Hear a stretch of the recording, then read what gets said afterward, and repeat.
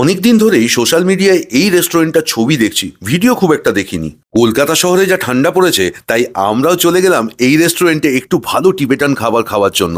কিন্তু সত্যি বলছি, খুব ডিসঅ্যাপয়েন্টেড হয়েছি, এতটা হব ভাবিনি। আমরা আজকে এসেছি টিবেটিয়ান হাউসে, 3 নম্বর কেয়াতলা রোড। আমরা এখানে অর্ডার করেছি হচ্ছে কোঠে মোমো, একটা চিলি পর্ক আর একটা চিকেন চাউমিন। আমি এখন একটা কোঠে মোমোটা খাবো, অবশ্যই সস দিয়ে খাবো। মোমোর যে সসটা থাকে রেড,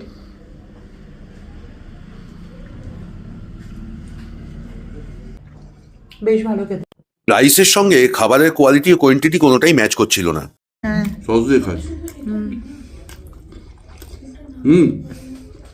ইটস গুড, খুব ভালো।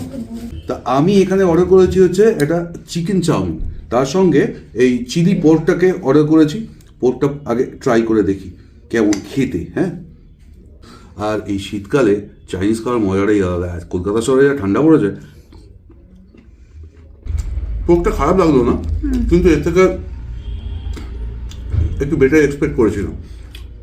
আর চাউমিনটা এক্স্যাক্টলি যেরকম হয়, এখানে পুরো টিবেটান ফুড পাওয়া যায়। তোমরা এসে একবার ট্রাই করতে পারো, খুব ভালো লাগলো, খারাপ নয়।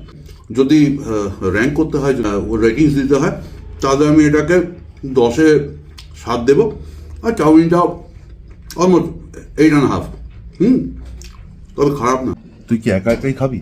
কেন, তুই তো তখন খেলি তো, আবার কি? আগের দিন পুরো ইয়েটা খেয়ে নিল, চিকেন কি যেন ছিল, চিকেন সিজলার। আজকে আমার চাউমিন আর ইয়ে খেয়ে নিচ্ছে।